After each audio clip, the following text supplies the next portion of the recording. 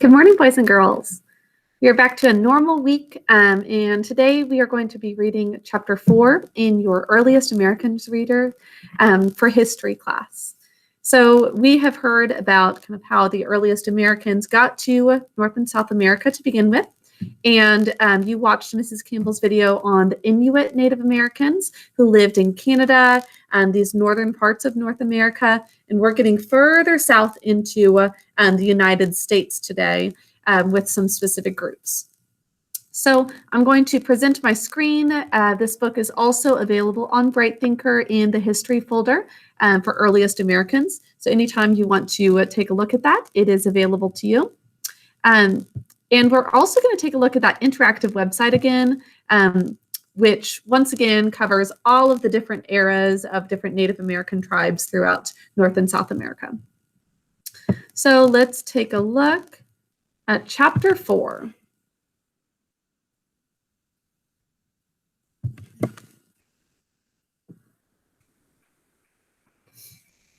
Called Ancestral, Pueblo, and Mound Builders. It says, meet the cliff dwellers. It is late in the day.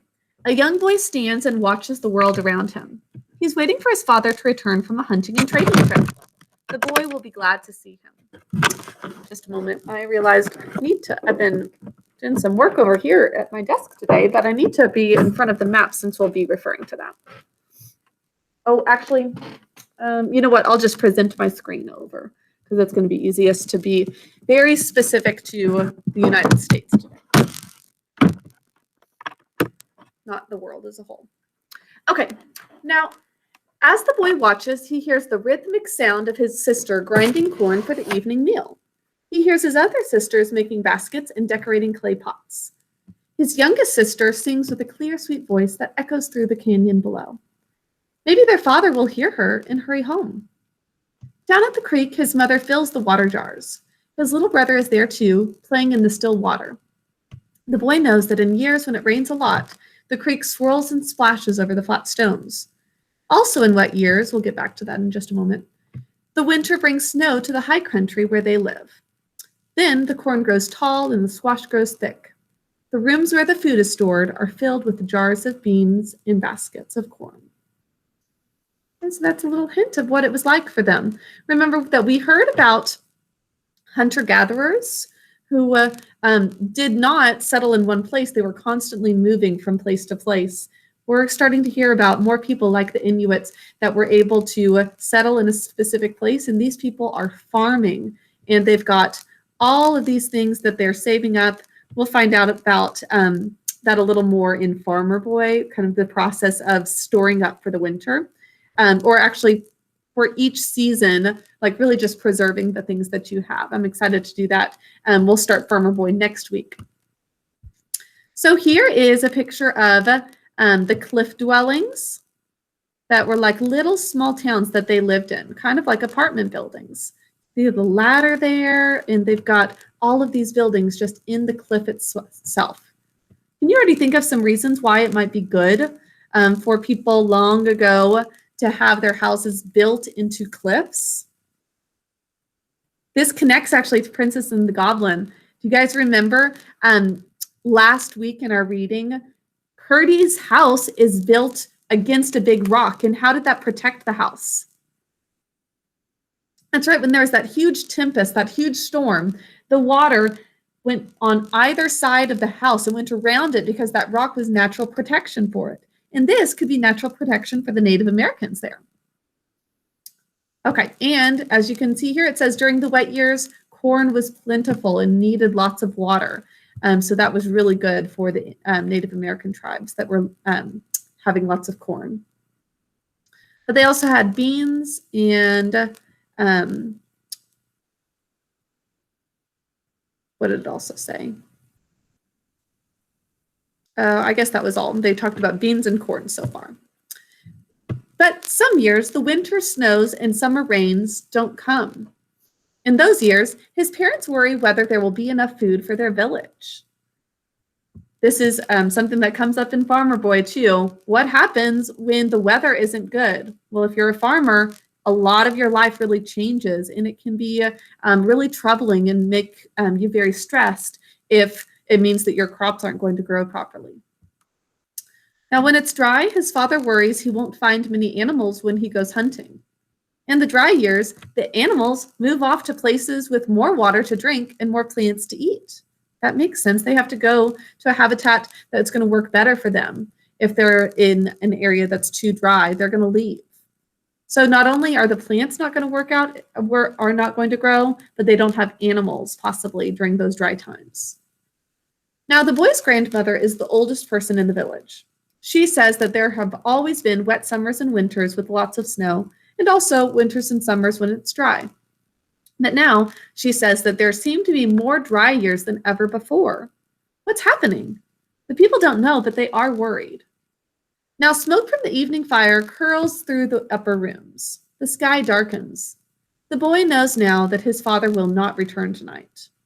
Maybe he had to hunt now that his father will not return tonight. Maybe he had to hunt so far from the village that he camped along the trail.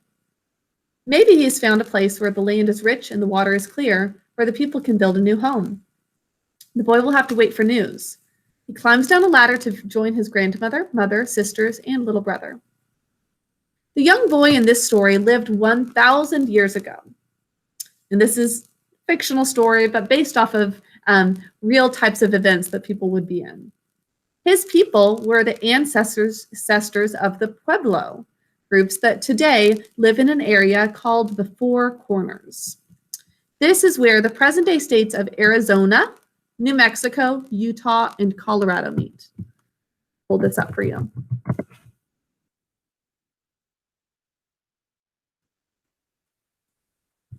Maybe some of you have been here before. So in this spot, there is a perfect little corner where all the four corners of these states match up: Utah, Colorado, New Mexico, Arizona. Now, the Four Corners isn't specifically where the Pueblo are, but this whole region, these four states, is where the Pueblo Indians lived, Pueblo Native Americans. So, and today they have it covered like this, and people can stand in the center so that they are literally in four states at the same time. Have any of you ever been there before? If you've been to one of these states, you still might not have gone to the Four Corners area because it's not necessarily very close to big cities, but it's a cool little spot. I've never been to the specific Four Corners spot, though. Okay, let's go back to the book. So that's where the Pueblo Indians were. And as you can see here, that's the name of a Native American group of people who lived in the American Southwest. Southwest means it's in the southern part of the United States and west towards the Pacific Ocean. Now, the boys' home was a village built into the side of a cliff, high above the stream at the canyon bottom. Rooms were stacked on top of each other like an apartment building under the overhanging cliffs. Ladders connected the different levels of the cliff dwellings. There, villagers went about their work. They wove clothing. They made sandals from strips of animal hide and yucca. Yucca is a southwestern plant with tough leaves. Let me pull up a picture of that.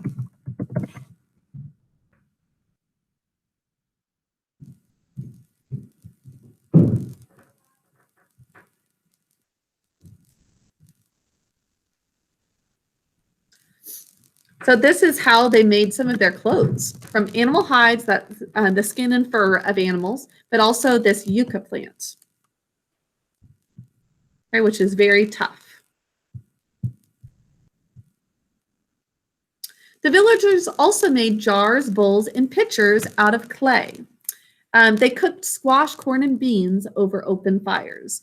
Those are known as the Three Sisters, and the very common foods that they relied on: squash, corn, and beans for Native Americans in general, but for this area specifically, they grew very, very well, all three of those. We have, once again, a Native American museum right here in Bentonville that has a lot of these artifacts that would have been from some of the tribes that were in Arkansas or close by Arkansas, like Oklahoma and Missouri. So if you are interested to see some of these clay jars, bowls, pitchers, and things that they wove as well, like rugs and clothing pieces, and lots of arrowheads at that museum as well. That is a really cool spot to go to. That's really very close probably to many of your homes. So ask your parents about going to that Native American museum. We would go on a field trip if we were all together this year. So the Ancestral Pueblo. We don't know what the boys people called themselves. The Native Americans who now live in the Southwest call these ancient people the Ancestral Pueblo. The existence of the Ancestral Pueblo in the American Southwest goes back at least 2,000 years. At first, they hunted game and gathered seeds, berries, and plants. Eventually, they began to plant crops near the streams and the valleys below the cliffs. Now, the first native people of the Americas who raised corn lived in Mexico about 7,000 years ago. Over time, various groups of people in the Americas, such as the Ancestral Pueblo, also added corn to the crops they raised. Because the Ancestral Pueblo raised crops for part of the year, they set up farming villages. As well as corn, they grew beans and squash, but they did continue to hunt and to gather wild plants. Women and girls had the job of raising crops and gathering wild plants, while men still mostly hunted and traded. So the people who were really raising corn to begin with were in Mexico, once again, about 7,000 years ago.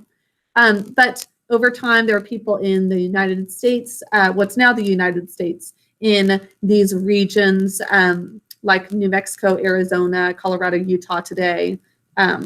That's where the Pueblo were, and they were farming for most of their food and needs. Okay, this is kind of a longer chapter. We are going to continue going, but yeah, so just a little heads up. As the population grew, the Ancestral Pueblo spread over a wide area in the Southwest. They began building villages in several different styles, including the cliff houses like the one the boy in the story lived in. They made some buildings with stone or adobe, which was made of clay. All of the buildings included places for sleeping and for storing food. They also had places for meetings, religious ceremonies, and celebrations. Outdoor plazas or porches connected the living areas. So very modern. It was really innovative of them to do it like this. One style of building was 2 or 3 stories high. The flat roof of one story formed the porch for the story above. Once again, like these apartment buildings, and ladders connected each level. The Ancestral Pueblo also built paths and trails to connect the settlements where they lived. With other groups, they traded pottery, woven goods, jewelry, and tools. So they made a lot of their own things, but it's always wise in a civilization to have some form of trading, so that you're not making everything that you need and farming and hunting and making your clothing and bowls and buildings. It's best to have different people do different jobs because they can focus well and do well at that job. Okay, and we'll end here at what happened to the Ancestral Pueblo. For hundreds of years, the Ancestral Pueblo lived as cliff dwellers in the area of the Four Corners. Then, suddenly, they were just gone. What happened? We actually don't know. Scientists have several different ideas, though. Now, farming can be very hard. Plants need light, warmth, and water to grow. They also need minerals in the soil to be healthy. We learned about this in science earlier this year. So they also need those rich minerals. Over many years, the Ancestral Pueblo may have worn out the soil. So as it got more and more dry, it didn't have the nutrients to be able to actually grow things well. It's also possible that the weather changed. Without enough rainfall, it's difficult to grow food to eat. The animals used for food struggled to survive too. Something made the Ancestral Pueblo leave their cliff dwellings and move. We may never know exactly what it was that made them leave. Today, the Pueblo people who live in small groups throughout the Southwest traced their roots to the Ancestral Pueblo, the cliff dwellers of long ago. So the people who are the Pueblo people in that region still say they trace back to that Ancestral Pueblo, and they were those cliff dwellers primarily, but there's a big gap of not knowing exactly why they left all those homes. Okay, we were supposed to do the whole chapter, but I'm going to split it up into two parts since these mound builders are really a separate group altogether. So what you'll do for today is take a few notes on just this part of the chapter that we read, the Ancestral Pueblo, and specifically they were called cliff dwellers, so that whole section, and then we'll talk about mound builders tomorrow. You'll be reading a little bit in a video like this, but then taking some notes. Before we go, I do also want to show you the website. This interactive Native American website is in Bright Thinker for you to look at anytime you want. But let's find the Pueblo. And it shows Pueblo 1, 2, and 3 because there were different time periods. And in today's reading, right now we are hearing about the earliest time period. Actually, they might be in this archaic section.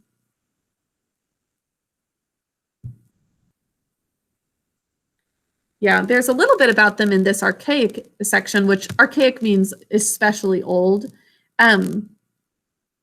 They are in this Four Corners region that we're hearing about: Arizona, New Mexico, Utah, and Colorado.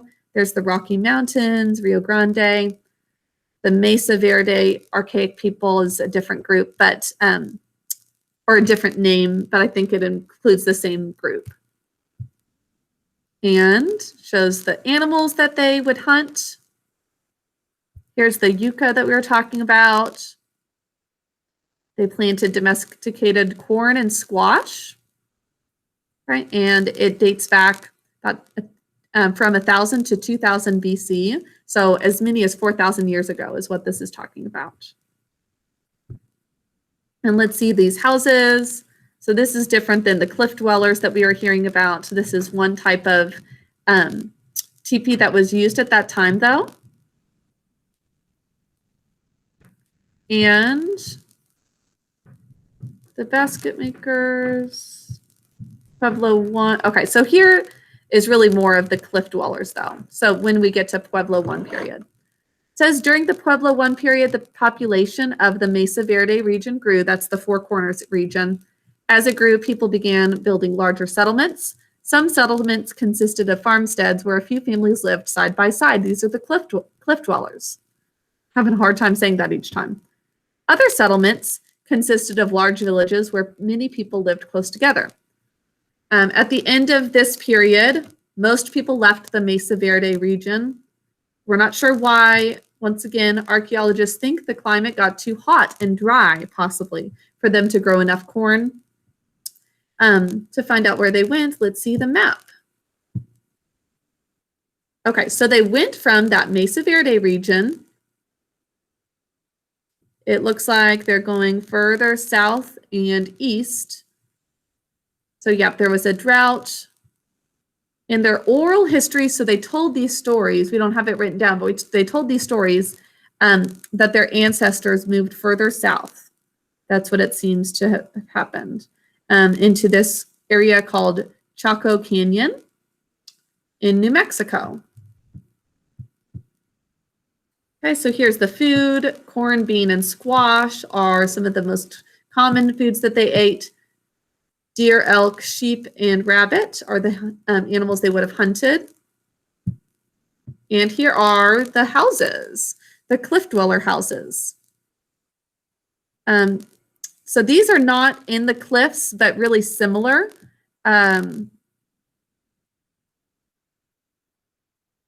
it's not getting into the cliff dwellers at all. This is kind of cool, though. So I think that there were some people in the cliffs, and then these were the same, in the same area, but not built against the actual cliff. And here is a little pit house down here with a ladder in the smoke hole. They had to have like kind of a chimney, and they've got their fire there, the support posts. So you can read all about that. This is kind of cool. And then for artifacts, some bowls and jars that they made, bow and arrow. So this website. It's nice to get different perspectives. It's grouping these two together, these two are kind of separate, the Archaic period and the Pueblo period, but it's in the same area of the United States. So, and Pueblo 2, let's see if these are the cliff dwellers more. Still not like showing them in the cliffs. Here we go. Pueblo 3 does, though. So this is still that same region. And it's showing that they are moving south.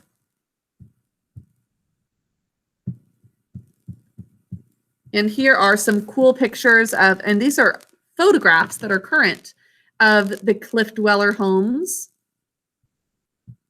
People visiting it, and they are preserved so well. It's really impressive that they were innovative enough to make homes that lasted for so long. So archaeologists found this. It's in New Mexico that you would be able to see this if you wanted to. Okay, sorry that was a little all over the place, but it's fun to kind of explore this website with you. I hope you guys enjoy taking a look at it. Our notes in the specific terms we use are really more based off of the book, but it's great to see other information about these Native American tribes. So I hope you enjoy playing around with that website. There's going to be a little bit of notes after this video, and I will talk to you later. Bye.